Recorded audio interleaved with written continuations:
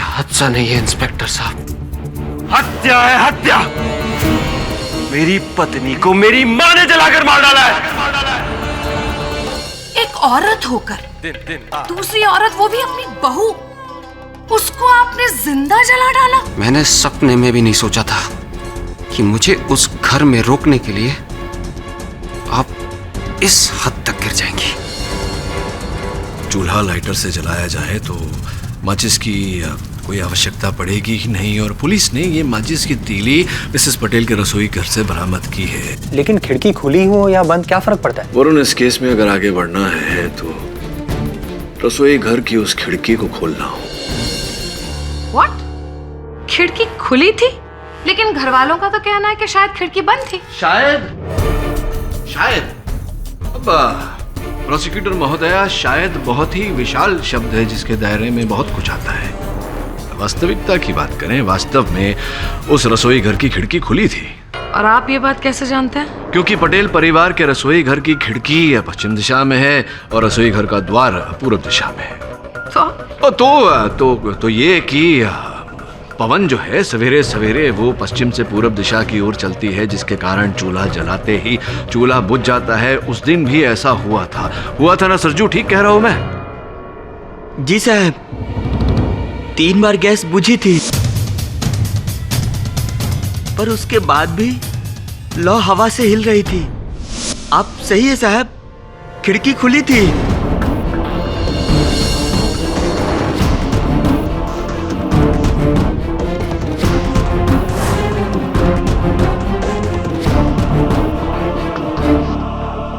Okay, पाठक साहब मान लेते हैं कि खिड़की खुली थी, लेकिन खिड़की पर कोई था नहीं जो देखे कि अंदर क्या हो रहा है। सही कह रही हैं आप कि खिड़की के बाहर जो था उसने केवल देखा नहीं कि अंदर क्या हो रहा है, बल्कि जो हुआ उसका कर्ता धर्ता भी वही है। खिड़की के बाहर खड़े होकर उसी व्यक्ति ने माचिस की तीली जलाकर अंदर फेंकी, जिसके कारण अवनी जी के दुपट्टे में आग लगी।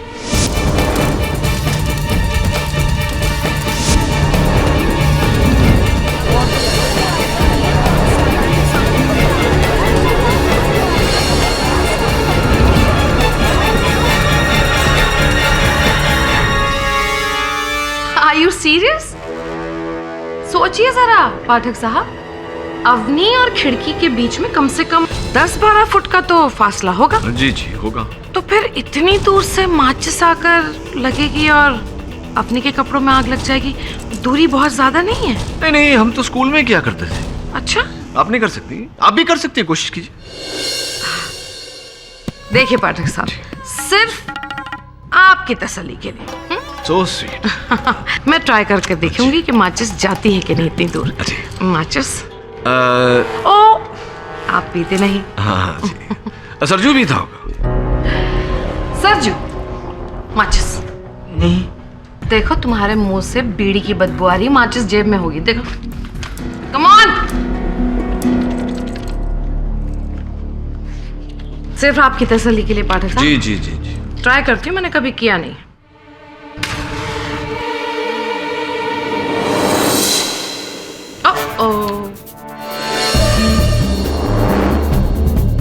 जरा जोर लगा के हैया।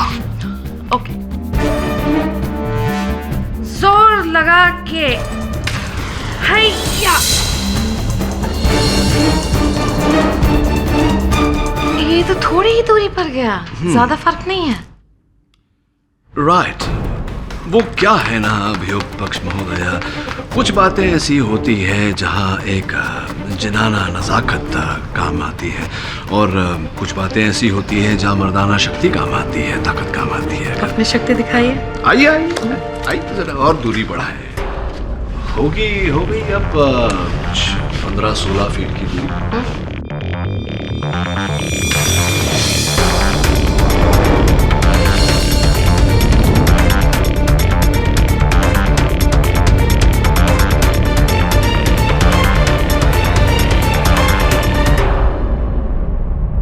योर ऑनर, इसी प्रकार संभव होता है 2 पात्रों की कहानी में तीसरे पात्र का आना, जिसने खिड़की पर खड़े होकर माचिस की तीली उड़ाई, जिसके कारण अवनी जी के दुपट्टे में आग लगी और आग लगने से उनकी मृत्यु हुई।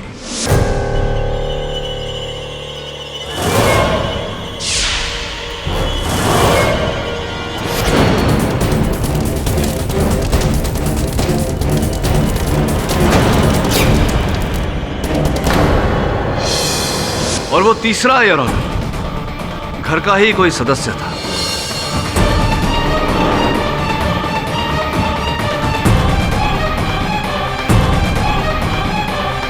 सरजू, वैसे तुम भी तो उस दिन सरजू घर ही में थे। नहीं साहब, नहीं मतलब हाँ। हाँ या ना? मतलब हाँ, हाँ। हम घर में थे पर रसोई के पास नहीं थे। हमारा इस कांड में जरा भी हाथ नहीं है साहब। नहीं, रोना मत सरजू। ये बताओ कि वो जो मिट्टी का तेल तुम लाए थे, घासलेट, केरोसिन, तुम्हें पूरा विश्वास है कि तुम्हारी मालकिन ने ही तुम्हें कहा था, जिस बिना पर तुम अपनी मालकिन पर शक भी कर रहे हो, संदेह भी कर रहे हो, इन्हीं ने कहा था तुम्हें लाने? जी हाँ।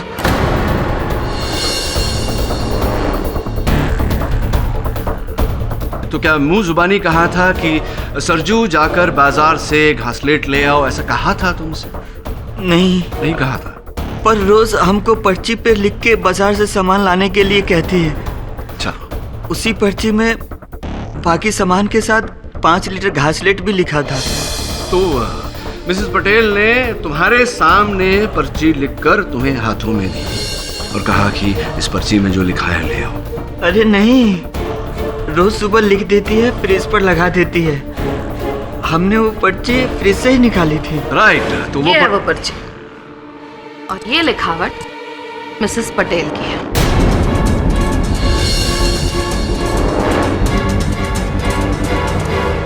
क्या बात है अभियोग पक्ष महोदय, आपने मेरे मन की बात पढ़ ली। मैं बस सरजू भाई से पूछने ही वाला था कि वो पर्चा है कहाँ, और आपने। बहरहाल जो भी हो, शक्कर 2 किलो, चाय पत्ती 500 ग्राम, आलू 2 kg, प्याज 2 kg, घासलेट 5 लीटर, ये आपकी लिखावट है मिसेस पटेल? जी हाँ, पर ये आखिर में जो घासलेट, ये मैंने नहीं लिखा है। झूठ मत बोलिए मिसेस पटेल। क्रोधित क्यों हो रही है? अभी दूध का दूध, घासलेट का घासलेट हो जाएगा। अरे पाठक साहब, ये क्या कर रहे हैं आप? अरे देखिए, आप सबूत को इस तरह से मिटा नहीं सकते, प्लीज। ओफो। मैं सबूत के साथ खिलवाड़ नहीं कर रहा, मैं सबूत को उभार रहा हूं। कहने का तात्पर्य मेरा ये है कि आप इस पर्चे को देखिए। पहली जो 4 आइटम है, शक्कर, चाय पत्ती, आलू और प्याज, ये अभी भी यूं ही बरकरार है, किंतु ये आखिरी आइटम घासलेट, ये थोड़ा सा फैल गया है, धुंधला होने लगा है योर ऑनर।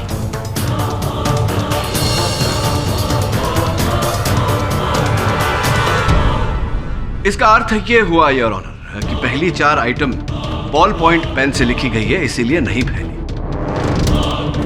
आखिरी घासलेट माइक्रोटिप इंक पेन से लिखी गई है, इसीलिए वो लिखावट फैल गई है। अब योर ऑनर, एक ही पर्चे पर मिसेस पटेल 2 कलम का इस्तेमाल क्यों करेंगी?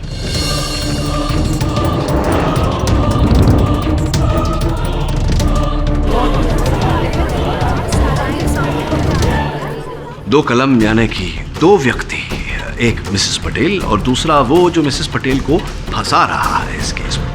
हम नहीं, हमको तो लिखना भी नहीं आता है, और नहीं दुलारी को। तो फिर बचा कौन? मिसेस पटेल को जो भी फंसा रहा है वो कौन है फिर? उनका अपना पति, उनका अपना बेटा, उनकी अपनी बहू। पाठक साहब जरा सोचिए, कोई अपना इन्हें फंसाने की कोशिश क्यों करेगा? घर का अपना ना सही, घर का कोई पराया। योर ऑनर, मैं मिस्टर प्रमोद कदम को कटघरे में बुलाने की अनुमति चाहता हूँ। इजाजत है।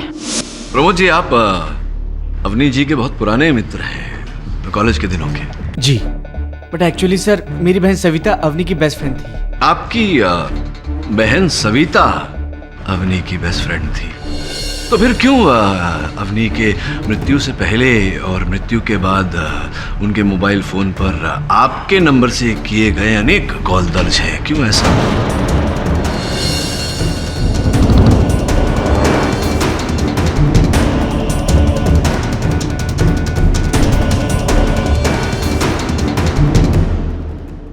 हाँ सर, वो एक्चुअली मैं उसकी तबीयत पूछने के लिए उसे फ़ोन करता था, दोस्त होने के नाते।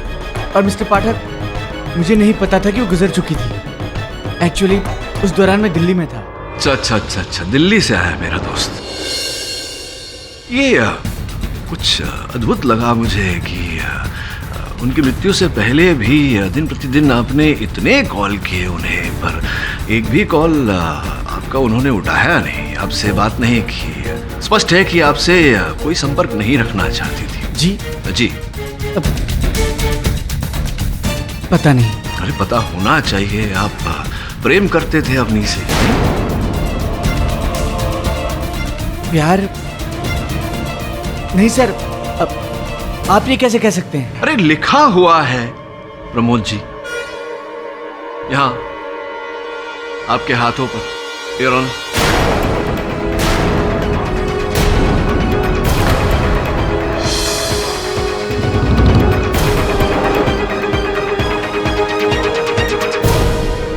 बताइए, जिससे प्रेम न करें उसका नाम क्यों गुदवाए हाथों पर? जी सर, मैं अवनी से प्यार करता था, पर सर ये प्यार सिर्फ एक तरफा था।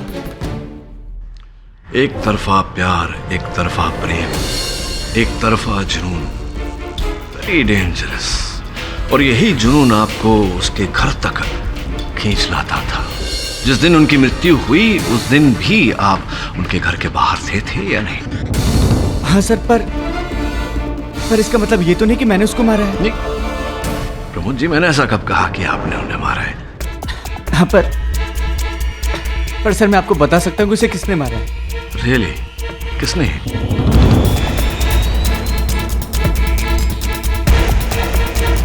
एक्चुअली सर, अवनी मेरी बहन सविता को अपने घर की सारी प्रॉब्लम्स बताती थी, और एक दिन मैंने सविता को कहते सुना, अवनी प्लीज तुम रोना बंद करो। तुम ऐसे हिम्मत हारोगी तो फिर शरद का क्या होगा? एक बार तुम लोगों का अलग फ्लैट हो जाए, फिर तुम्हारी सास ठीक हो जाएगी और उसके ताने भी बंद। क्या तुम्हारे ससुर भी? मुझे तो लगा था कि वो तुम्हारे साथ है, पर अच्छा कब? सर अवनी के पीछे उसकी सास ही नहीं बल्कि उसके ससुर भी थे।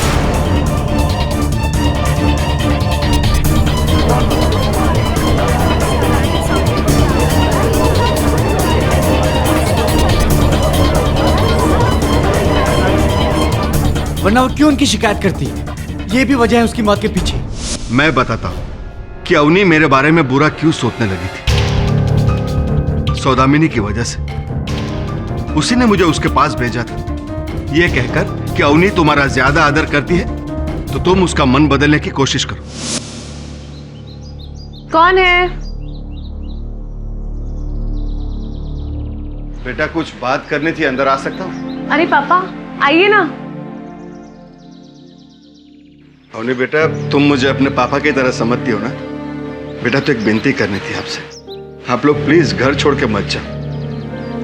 बेटा शरद को समझाओ ना, हम सब सुलह करके साथ में रहेंगे, और मैं भी सौदामिनी को समझाऊंगा ना। पापा मुझे नहीं लगता शरद अब अपना मन बदलेंगे। तो तुम उसे समझाने की कोशिश करो ना, मुझे पक्का भरोसा है वो तुम्हारी बात कभी नहीं टालेगा। देखिए पापा, मैं आपसे झूठ नहीं कहना चाहती, पर सच तो ये कि अब मुझसे भी माँ जी के ताने और नहीं सुने जाते। अब तो मैंने भी अपना मन बना लिया है। लेकिन पापा आप कुछ ऐसा वैसा मत समझिए, हमारे दूर हो जाने से हम आपके दिल से थोड़ी ना दूर हो जाएंगे। और फिर आप देखना, दूर होने के बाद दोनों परिवारों में नजदीकियां और बढ़ जाएंगी। दो परिवार? बेटा मैंने तो हमेशा इस परिवार को एक ही परिवार समझा है। ये बहुत गलत हो रहा है बेटा, तुमने आज मुझे मायूस कर दिया।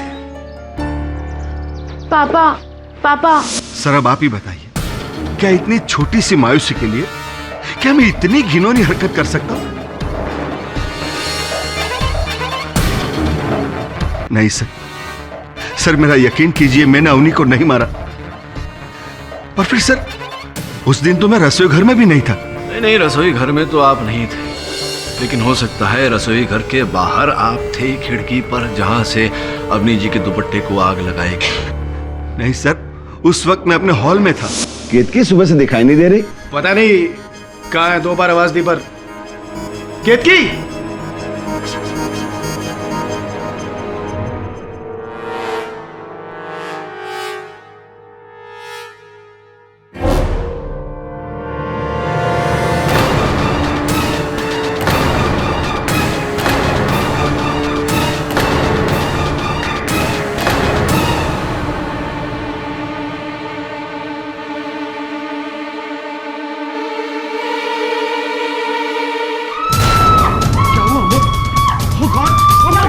केडी साहब, मैं जब वहां पहुंचा तो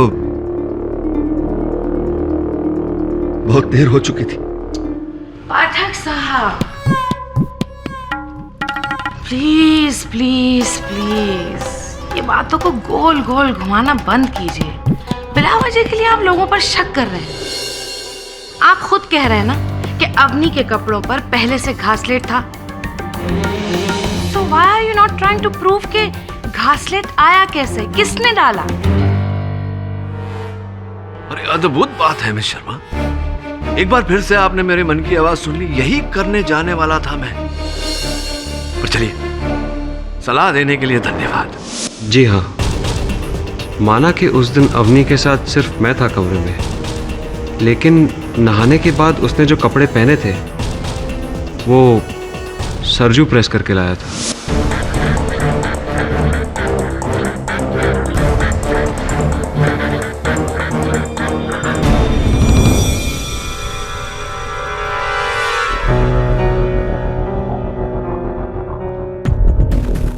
छोटे भैया, भाभी जी के कपड़े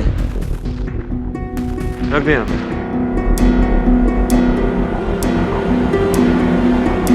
क्या बोल रहे हैं साहब? हमने जब अवनी भाभी के कपड़ों पर प्रेस मारी थी तो उन पर घासलेट का एक छींटा भी नहीं था, लेकिन बाद में हम बता नहीं सकते क्योंकि मेरे जाने के बाद केत की भाभी आई थी अपने कपड़े पर प्रेस करने। सरजू, तूने अपने कपड़े प्रेस कर लिए? हाँ भाभी। ठीक है, तो तू जा यहाँ से, मुझे अपनी साड़ी प्रेस करनी है। जा। आइए भाभी, हम कर देते हैं। कोई जरूरत नहीं है, पिछली बार तुमने मेरी साड़ी जला दी थी, इस बार मैं खुद ही प्रेस कर लूंगी। और हाँ, तुम्हें अमोद जी बुला रहे हैं, जा। अरे जा। पर जब हम ऊपर कमरे में पहुंचे तो बड़े भैया ने कहा नहीं बुलाए थे। हम वापस पलटे, नीचे उतरे और चले गए। भाभी, भैया तो बोल रहे थे कि हमको नहीं बुला रहे।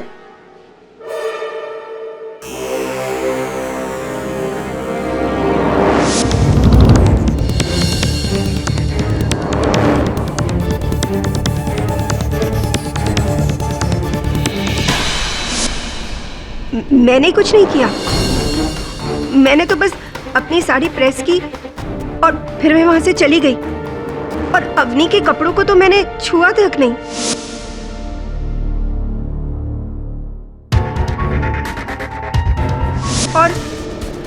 और शरद ने कहा ना आपसे कि अवनी के कपड़ों पर से घासलेट की कोई बू नहीं आ रही थी।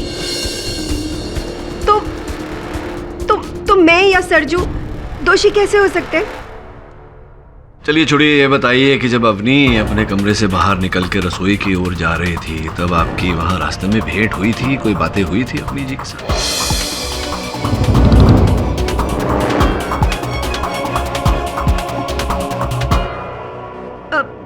क्या हुआ? नहीं, अवनी तो मुझसे मिली ही नहीं। शौक? जी, अवनी मुझसे नहीं मिली। अच्छा, और जब आग लगी तब आप कहाँ थी? जी, मैं छत पर थी। छत पर क्या कर रही थी?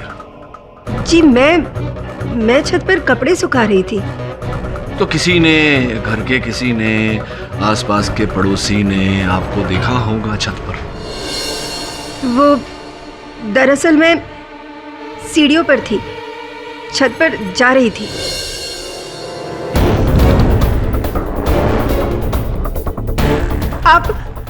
आप इस तरह क्यों घूर रहे हैं मुझे? अवनी मेरी छोटी बहन की तरह थी। उसके जाने से मुझ पर क्या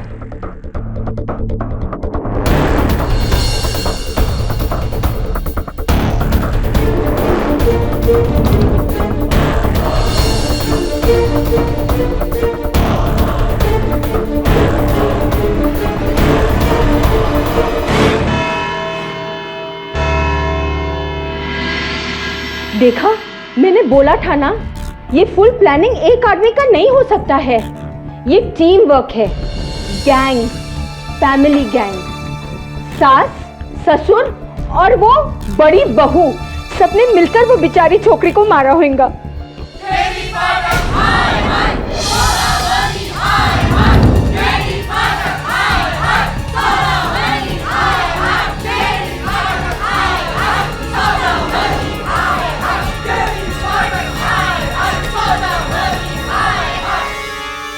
थैंक गॉड नीचू पुलिस है, वरना केडी प्लीज ये केस छोड़ दो, नहीं तो नेक्स्ट हियरिंग तक ये पूरा क्राउड हमारे ऑफिस के अंदर आ जाएगा।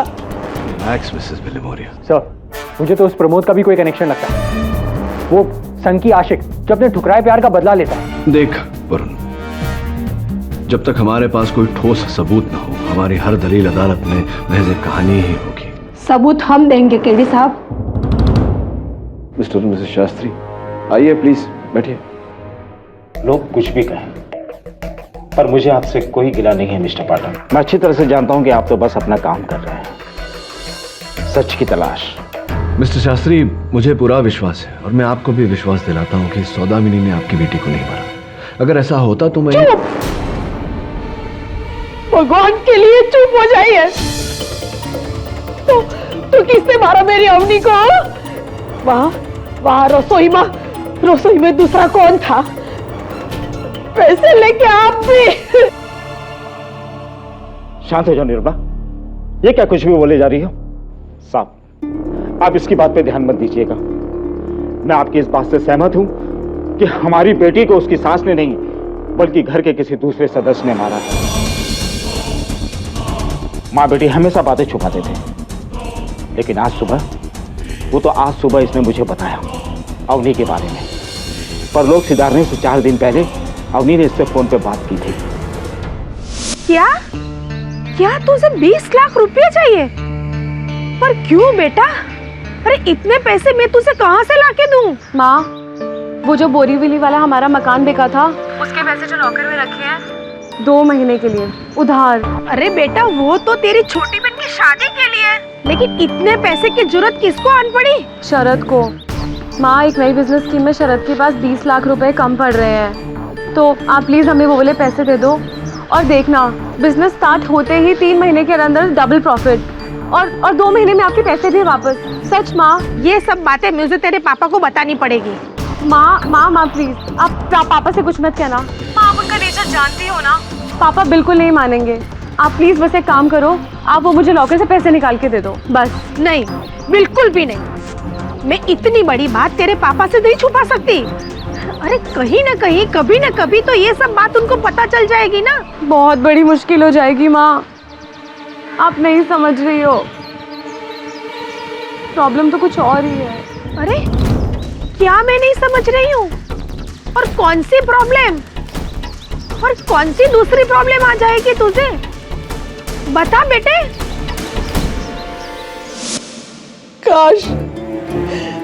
काश हमने उसको वो पैसे दे दिए होते तो 20 लाख के लिए मेरी बेटी को मैं नहीं गवा देती।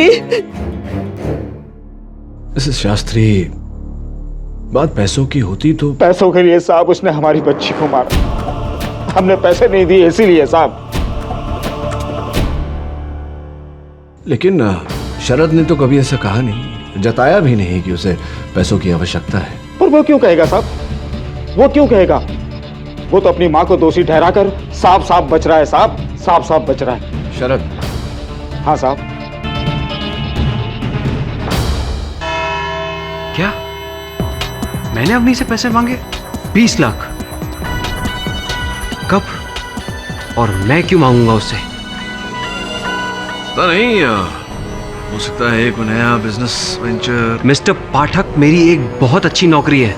एक मल्टीनेशनल बैंक में सेल्स मैनेजर का काम करता हूं मैं। हाँ, वो तो आप हैं, लेकिन हो सकता है नौकरी छोड़कर आप अपना कोई व्यवसाय करें। अरे मिस्टर पाठक, मैं ऐसा क्यों करूंगा?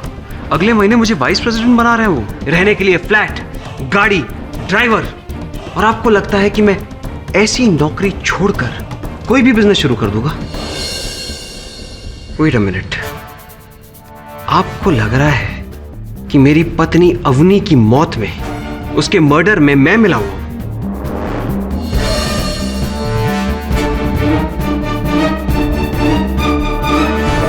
जिस औरत के लिए मैं घर वालों से सारे रिश्ते नाते तोड़कर दूसरे घर में शिफ्ट होने जा रहा था, उसको मैं मारूंगा। वाह मिस्टर पाठक, वाह, सही सोचे आपके। आप ऐसा सोच भी कैसे सकते हैं?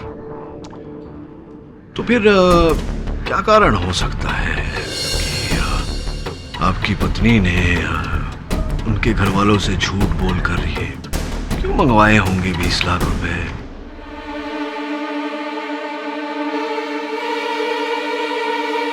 अब मुझे पता चला, कि किसने मेरा नाम लेकर अवनी से पैसे मंगवाए। अमोद भैया ने।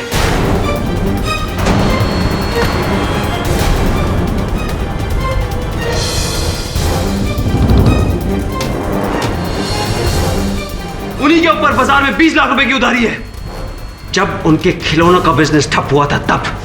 जी, मैंने मार्केट से 20 लाख का कर्जा उठाया था एक छोटा मोटा बिजनेस शुरू करने के लिए, लेकिन फेल हो गया। और वो लोग मुझे धमकाते थे, मेरी रातों की नींद खराब हो गई। इस हालत में मैंने जाकर अवनी से बात की थी। 20 लाख? पर अमोद भैया, मैं कैसे मांगूंगी अपने घर वालों से 20 लाख रुपए? और कोई चारा भी तो नहीं अवनी। पापा से कह नहीं सकता केतकी के घर से 6 लाख रुपए पहले से लेके बैठा हूं। अब बस तुम ही बचा सकती। मुझे तो जान से मारने की धमकी तक दे चुके हैं दिग्नेश भाई। क्या? लेकिन भैया मैं अपने घर वालों से कैसे बात करूंगी? वो लोग तो बहुत घबरा जाएंगे। मेरे नाम से तो वो मना कर देंगे। तुम शरद का नाम लो। शरद तुम्हारे घर का दामाद है, तुम्हारे माँ बाप उसकी मदद कर देंगे। ठीक है अवनी, प्लीज देखो, मुझे बचा लो, मेरी मदद करो। मैं बहुत परेशान हूँ, सच बोल रहा हूँ। मैं जान ले लूंगा, बस पैर छू रहा हूँ तुम्हारे। भैया प्लीज, आप ही क्या कर रहे हैं? सर, अवनी तो मेरी मदद करना चाहती थी, पर मैं उसकी मदद नहीं कर सका। पाठक साहब जी, इन सब बातों से अवनी की मौत का क्या लेना देना? सीरियसली, आई होप आप ये नहीं सोच रहे हो कि क्योंकि अवनी ने इनकी मदद नहीं की, नाकाम रही वो, तो गुस्से में आकर इन्होंने उसे जलाकर मार डाला। I mean that would be too ridiculous. बिल्कुल ऐसा नहीं सोच रहा मैं ये सोच रहा था कि आपके अनुसार सौदामिनी जी ने अपनी बहू को घृणा और जलन के कारण जलाकर मार दिया, तो फिर क्यों इसी सौदामिनी जी ने अपनी बहुओं के नाम 20 लाख रुपए की एफडी खोली थी?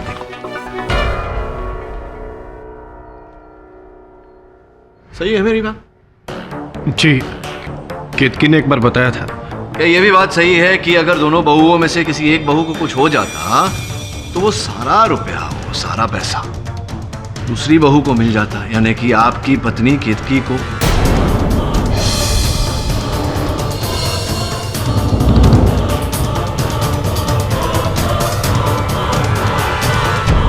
सही है मेरी बात?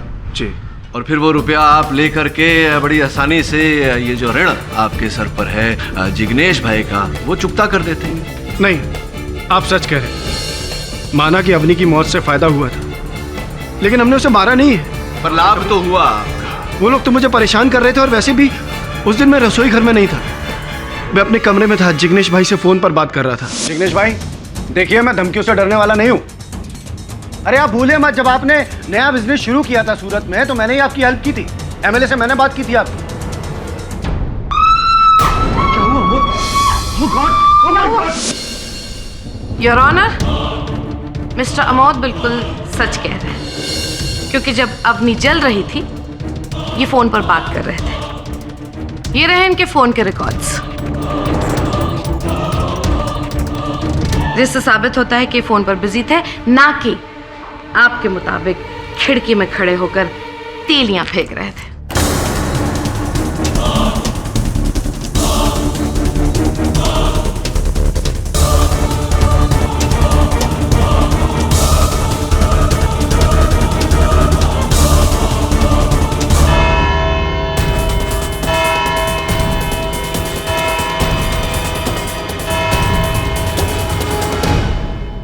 सर, मेरे पापा, मेरे भैया, मेरी भाभी, इनको मुझसे बेहतर कौन जानेगा। उनको अवनी से जितनी भी प्रॉब्लम हो, वो इस हद तक तो नहीं गिरेंगे कि वो उसे मार दे। ये काम सिर्फ और सिर्फ माँ कर सकती है, वही इस हद तक गिर सकती है। तो एक ही बार अपनी माताजी से मिलकर आपने ये फैसला कर लिया? सर, मैं 9 साल का था।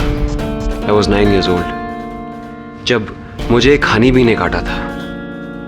माँ ने गुस्से में आकर उस हनी बी का जो हाल किया था वो आप नहीं जानते। क्यों रो रहा है बच्चा? हाँ, रोते नहीं। देख, इसी ने तुझे काटा है ना? देख मैं इसका क्या करती हूँ। देख तो, बस खत्म हो गया ना, खत्म हो गया।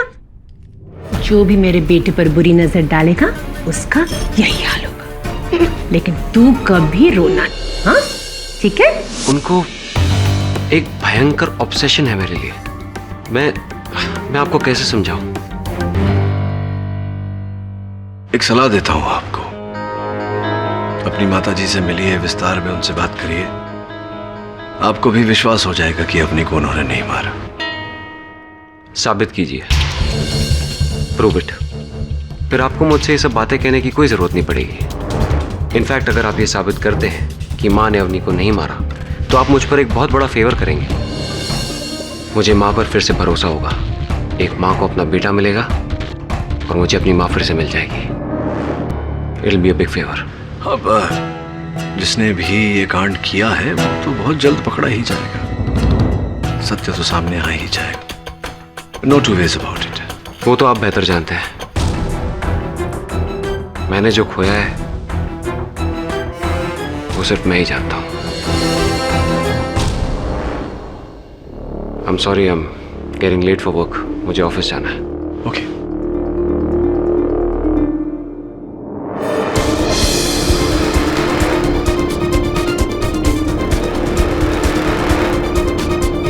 सर, क्या लगता है आपको? वरुण, मुझे लगता है कि आजकल बड़ी देखभाल की जा रही है शरद जी की। चमक रहे।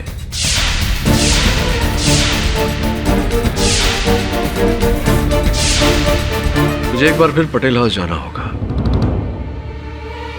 वहां जाकर पता लगा कि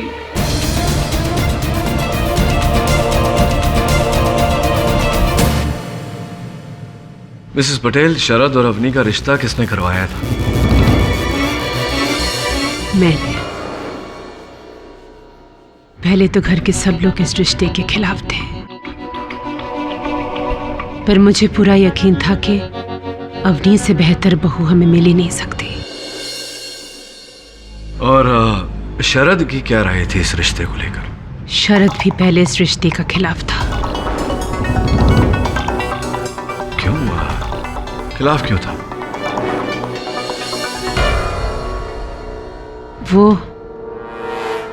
छोड़िए केडी साहब, बीती बातें हैं। बीती बातें दोहराने से शायद आप पर जो बीती है वो सुधर जाए मिसेस पटेल। बोलिए, क्यों खिलाफ था? शरद किसी और से प्यार करता था।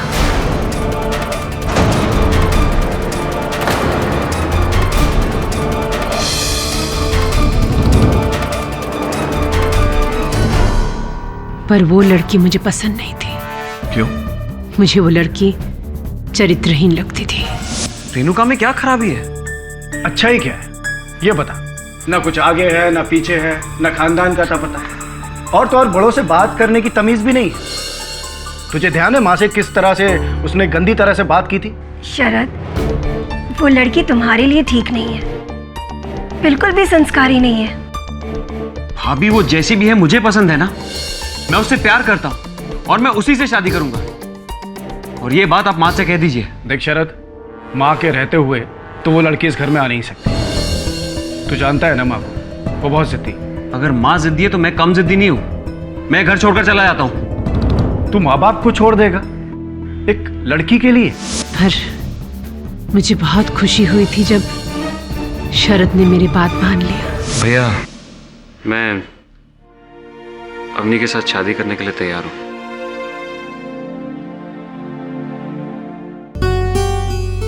मैं माँ को सूरत फोन करता हूँ, सुनकर बहुत खुश हो। जी हाँ, माँ सही कह रही है। शादी से पहले मैं एक गलत लड़की के प्यार में पागल हो गया था। अवनी का मुकाबला वो कभी नहीं कर सकती थी। ये क्या है? आप इसे पहनिए। क्यों, इसमें क्या प्रॉब्लम है? अरे ये तो ठीक से प्रेस भी नहीं हुई है। अरे चलता है अवनी, इट्स ओके। नहीं नहीं, फर्क पड़ता है। आपकी हर चीज ना परफेक्ट होनी चाहिए और ये मेरी जिम्मेदारी है। पर मुझे पहननी तो यही है। अच्छा ठीक है, लाइए, इसी को दोबारा से प्रेस कर देती हूँ। चलो तुम इतना कह रही हो तो मैं सरजू को कह दूंगा, वो आयन कर देगा। सरजू से? आपकी शादी सरजू के साथ हुई है क्या? मुझे अच्छा लगता है ना आपका सारा काम करना।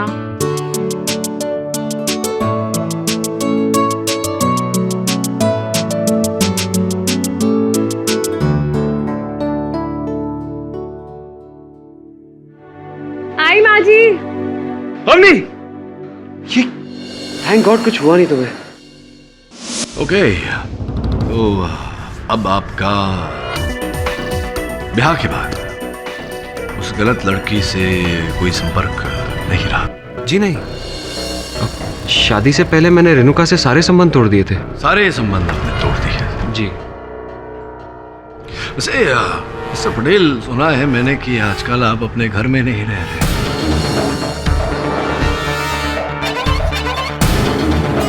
कहाँ रह रहे हैं आप? मैं अपने एक दोस्त के यहाँ रह रहा हूँ।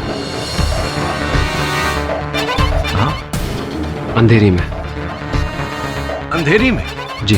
ओके, क्या है आपके दोस्त का नाम? मिस्टर पाठक, मेरे दोस्त के नाम से इस केस का क्या लेना देना है? Yes, Your Honor. He is absolutely right. इस बात का इस केस से कोई लेना देना है ही नहीं। योर ऑनर, मेरे प्रश्न का इस केस से लेना देना न होता तो मैं ये प्रश्न पूछकर अदालत और अपना समय व्यर्थ न करता। उत्तर दीजिए। चलिए ये बताइए कि आपका ये जो दोस्त है जिसके साथ आप आजकल रह रहे हैं, ये पुरुष है या स्त्री? ये कैसा सवाल है? नहीं, उचित प्रश्न है, उत्तर दीजिए।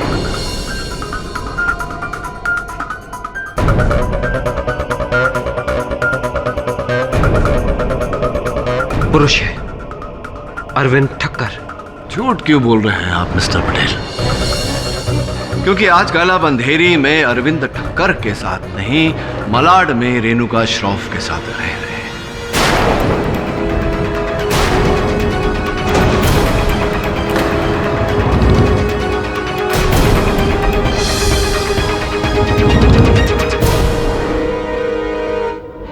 रह रहे हैं या नहीं? ये आप कैसे कह सकते हैं? क्योंकि मिस्टर पटेल, उस दिन जब आप मेरे दफ्तर पधारे थे तो नया शर्ट, जेब में नया रुमाल, जूते बिल्कुल चमकते हुए, हाथ में घर के खाने का टिफिन। अब आप ही बताइए, जिसकी पत्नी का हाल ही में स्वर्गवास हुआ हो, क्या उस व्यक्ति की मानसिक स्थिति इतनी नियंत्रित होगी? आपकी बल्कि नियंत्रित ही नहीं, सुधारी हुई थी मानसिक और शारीरिक स्थिति। ऐसा तो तभी होता है जब एक व्यक्ति जीवन में सफलता पाता है, प्रेम की चमक का लौ।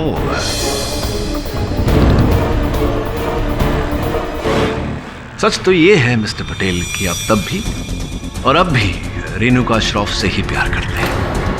Am I right or am I right? मैं मानता हूं मैं उससे प्यार करता हूं।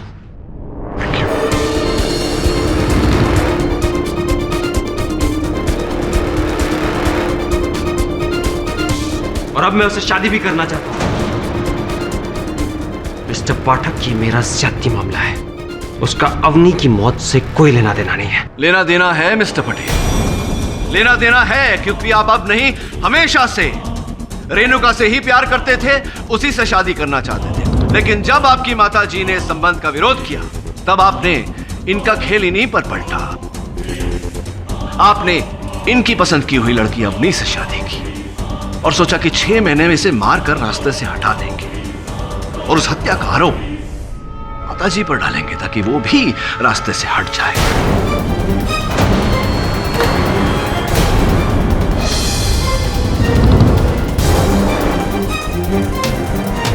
और आपका ये जो प्रेम की गली है, ये साफ हो जाए, और ऐसा ही आपने किया। राइट? What nonsense! अगर मुझे रेणुका से शादी करनी होती तो मैं पहले ही घर छोड़ देता। हाँ, घर छोड़कर चले जाते, लेकिन ऐसा करने से आप अपने बाप की करोड़ों की जो इज्जत है उससे भी तो बेदखल हो जाते। आपको दोनों चाहिए,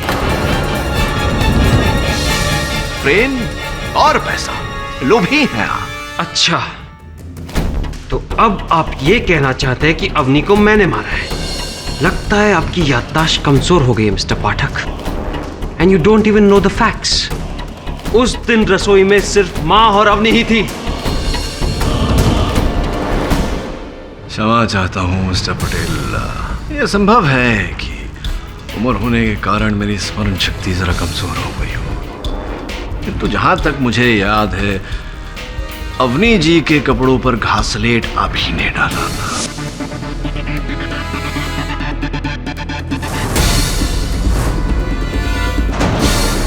क्योंकि वो नहा कर गीले बदन बाहर निकली थी, वो अपने कपड़ों पर लगी घासलेट को महसूस नहीं कर पाई। और उनकी नाक बंद थी, इसीलिए केरोसिन की बू भी नहीं सूंघ पाई। पाठक साहब, आपके पास क्या सबूत है कि शरद ने ही अवनी के कपड़ों पर घासलेट डाला था? शर्मा, ताज्जुब हो रहा है मुझे। ये तीसरी बार इस केस के दौरान आपने मेरे मन की आवाज सुन ली। मैं बस सबूत की बात ही करने वाला था। सबूत है ये दिया। इस दिए को पहचानते हैं आप मिस्टर पटेल?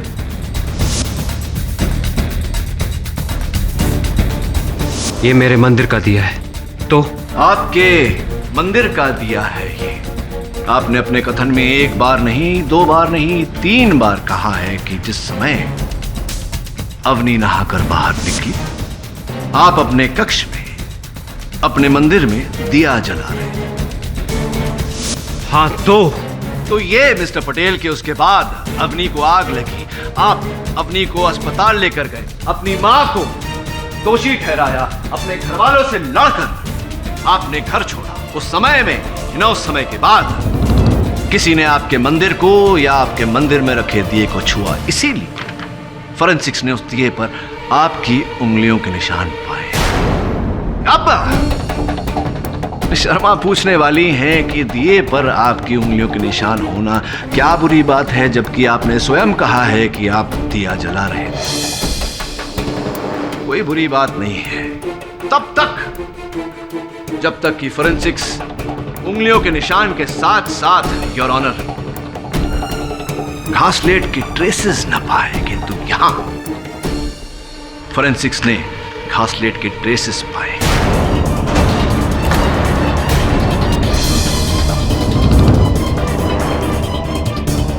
वो इसलिए मिस्टर पटेल क्योंकि उस घर में आप इकलौते थे जिसने अवनी के जलने से पहले उस घासलेट को छुआ था। छुआ नहीं, अवनी जी के कपड़ों पर छिड़का था।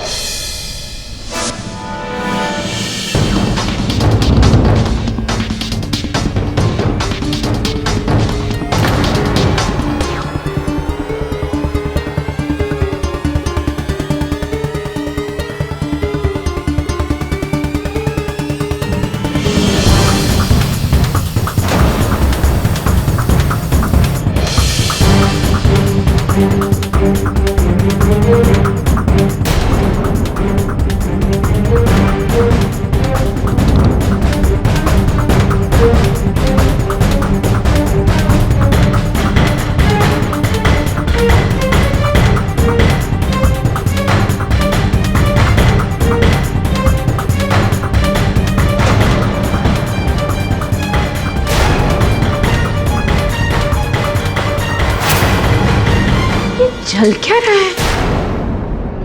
अवनी, दुपट्टा।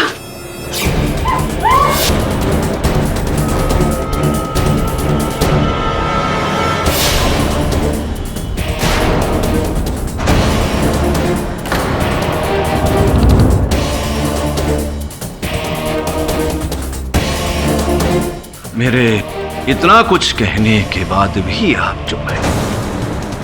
एक काम करते हैं, आपकी प्रेमिका रेणुका श्रॉफ जी को यहां बुलाते हैं। हो सकता है कि एक मर्द की ताकत था जिस सच को बांधे हुए है, वो एक औरत की नजाकत न बांध पाए और सच बाहर आ जाए। क्या करें मिस्टर पटेल? बुलाएं आपकी प्रेमिका रेणुका को यहां, तौहीन करें उनकी अदालत में। हाँ, मैंने अपनी को बोला है। हाँ, मैंने खून किया है अपनी का।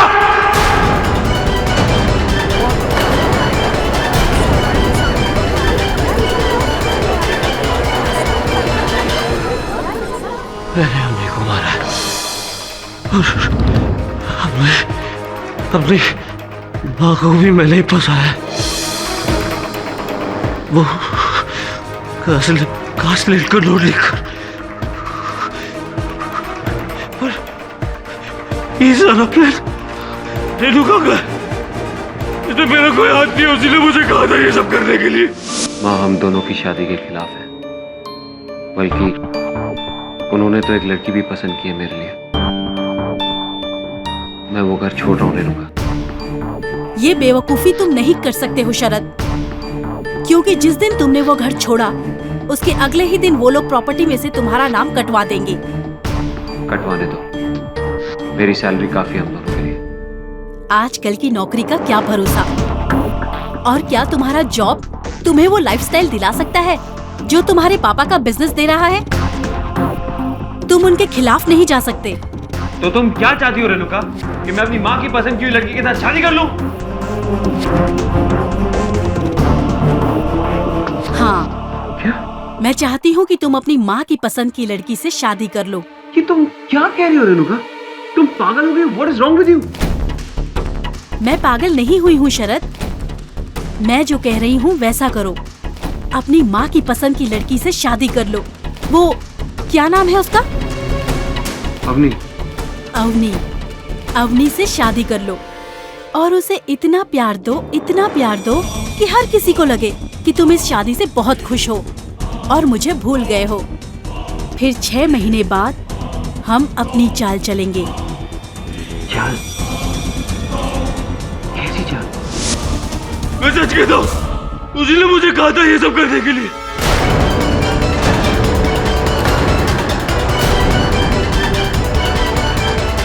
उसी ने मुझसे कहा था कि तुम अपनी माँ की पसंद की लड़की से शादी कर लो। मैं सच कह रहा हूँ, मैं अपनी माँ की कसम खाकर कहता हूँ, उसी ने मुझसे कहा था। उसने कहा था कि ऐसे जताना कि तुम मुझसे बहुत प्यार करते हो, ताकि जब असल कांड हो किसी को मुझ पर शक ना हो। क्या? ये तुम क्या कह रही हो रेणुका? मैं अवनी को मारकर उसके खून का इल्जाम अपनी माँ पर डाल दूं? इससे बेहतर उपाय और नहीं हो सकता है शरद। अगर तुमने अवनी को छोड़ भी दिया ना, तो तुम्हारी मदर मुझे कभी एक्सेप्ट नहीं करेगी। इसलिए मेरे आने से पहले तुम्हें अवनी के साथ अपनी माँ को भी उस घर से निकालना होगा। मेरी और अवनी के बीच में तो तुमने बिल्कुल सही फैसला किया है, लेकिन अब तुम्हें अपने प्यार और अपनी माँ के बीच में से किसी एक को चुनना है। तो बोलो, क्या चाहते हो, अपनी माँ को या मुझे? लेकिन रेणुका, मैं अवनी को कैसे मार सकता हूँ? मैं बताती हूँ। सास बहू की सदियों पुरानी दुश्मनी का फायदा हम उठाएंगे, अवनी को जिंदा जलाकर, और उसका सारा इल्जाम होगा तुम्हारी माँ पर। और फिर कुछ महीनों बाद हम दोनों शादी कर लेंगे और मैं तुम्हारे घर में बहू बनकर आ जाऊंगी। फिर मैं तुम्हारी, घर तुम्हारा, जायदाद तुम्हारी और जीत तुम्हारी। बोलो शरद, तुम क्या कहते हो? मैं सच कह रहा हूँ, मैंने कुछ नहीं किया सर, मैंने कुछ नहीं किया, मैंने कुछ नहीं किया सर, प्लीज, मैंने कुछ नहीं किया सर, मैंने कुछ नहीं किया। मिस्टर पटेल, प्रेम से तो रिश्ते जोड़े जाते हैं। आपने प्रेम की खातिर हर रिश्ता तोड़ दिया।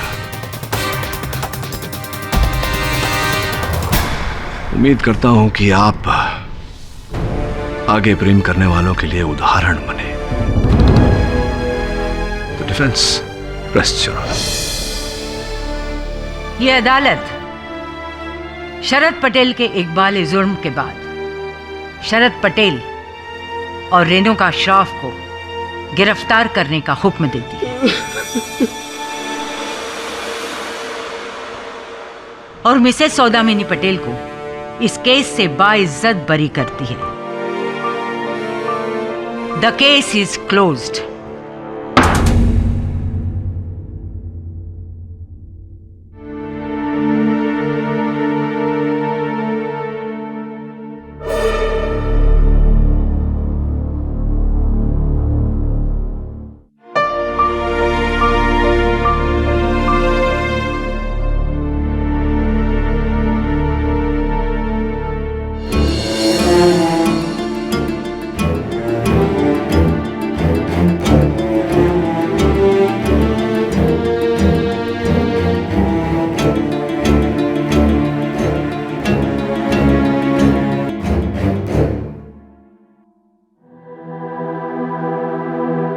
सच की जीत हुई है किटी साहब, पर एक माँ हार गई।